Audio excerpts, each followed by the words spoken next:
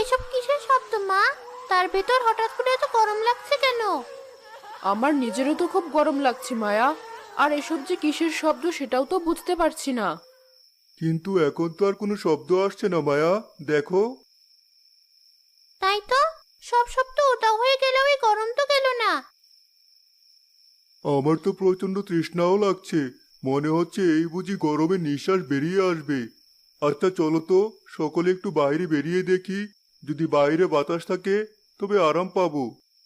মায়ার পরিবার এমনটা ভেবে হাতে হারিকেন নিয়ে বাহিরে বেরিয়ে এলো।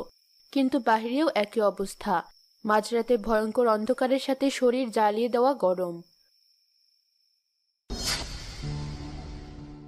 এ কি বাবা, এ কি হলো? কি হয়েছে মায়া?